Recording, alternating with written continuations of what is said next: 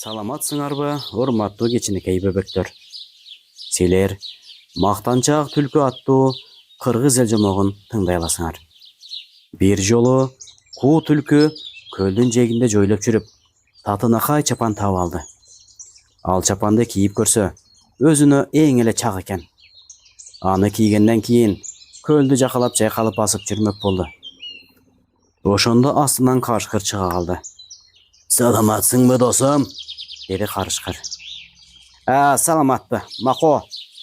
деп түлкү мактанып, үстүндөгү жаңы чапандын жакасын сылап жооп кайтарды. Түлкү, сен бул жаңы чапанды кайдан тапкансың?"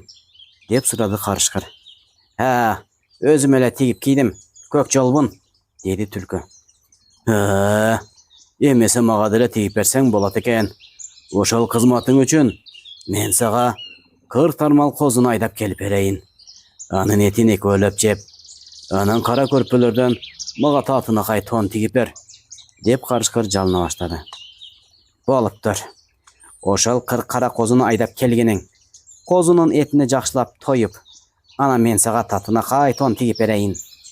Карышкыр бул убадага өтө кубанып, күн сайын түлкүгө бир кара козуну жетелеп келип турду. Бирок козунун терисин улкуп-жулкуп, майы менен кошо сыйрып жатышты. Карышкыр кеткенден кийин түлкү курсагы ачкан кезде майлуу терини улам жеп коюп турду. 40-чы күнү мен эми түлкүгө берген убадамдан кутулам деп ойлоп карышкыр түлкүдөн "Түке, менин тонум тигилип бүттүбү?" деп сурады. Жакында бүтөт, деп түлкү кебелбестен жооп кайтарды. Карышкыр кайра кетти. Карышкыр түлкүдөн тонду күтө берип, акыры тажап бүттү. Түлкүгө келип, "Менин тонумду бер," деп кыйнай баштаганда, түлкү ийинге кирип, жашынып жатып алды. Карышкыр ийиндин оозун кайтарып отуруп, курсагы аябай ачып, ийиндин ичинде түлкүнүн да курсагы ачты. Ачкачылыкка чыдай албай, түлкү ийинден секирип чыгып, куйругун булактатып, кайда качып жөнөдү. Карышкыр анын соңунан катуу секирип, түлкүнүн куйругун кырша тиштеп жулуп алды. Түлкү качып баратып, аркасына улам карап, татынакай куйругунан ажырап калганын көрүп, ага өтө кейип, зымыраган бойдон жүрүп отурду. "Жалгыз эле мен куйруксуз болбой, башка түлкүлөрдүн баардыгын куйругунан ажыратайын," деп ойлоду бул түлкү. Өзүнө тааныш түлкүлөрдүн баарын ийине чакырып, алар келип бүткөндөн кийин бул түлкү мынтип айтты. "Туугандар, биз эми ушул ийинден сыртка чыга албайбыз. Анын себеби бизди сыртта көк жолбун кайтарып отурат. Андан кутулуш үчүн мен мындай акылды ойлоп таптым. Бириңерге бириңер куйругуңарды бекем байлаштырып алгыла. Анан акыры жылып сыртка чыккыла. Түлкү көп экенин көргөндө, ушулардын ичинен кайсыны тандап жесем деп, карышкыр ойлонуп туруп калат. Ошондо силер туш-тушка жулунуп зымырап кача баштагыла." Түлкүнүн баары буга макул болушту. Бири-бирине куйруктарын бекем байлап, сыртка жылып чыгып, туш-тушка жулунуп кача башташты. Ачыккан карышкыр алардын баарын чогуу качырды. Түлкүлөр андан коркуп, катуу секиргенде, куйруктары жулунуп кала берди.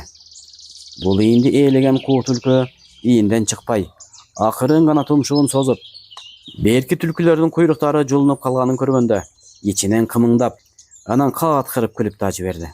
Анын каткырыгын карышкыр угуп калды. Түлкү дагы эле ийинен чыкпай жатканын билип, жулунган куйруктарды чогултуп, аларды кемирип жеп, ийиндин оозун кайтарып дагы отуруп калды. Куйруктарга жакшы тойгон жок. Эртеси курсагы ачып, улуй баштады. Анан түлкүнү кантип алдоонун амалын ойлоду. Жүгүрүп жүрүп, кайдадыр кумган таап алып, анын түп жагын сындырып, кумгандын оозун түлкүнүн ийининин жанына алып келип орнотуп койду. Шамал соккондо кумгандын оозу ызылдап, карышкырдын улганы сыяктуу дабыс чыгарып турду. Бул улган карышкыр экен деп ойлоп, түлкү өзүнүн ийинен дагы эле чыга албай койду. Анын эртесинде түлкүнүн курсагы аябай ачып, аңдан ары чыдай албас болду.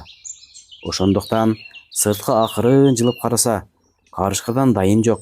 Ал кайда кетип калыптыр. Анын ордунда кумгандын оозу улуп турат.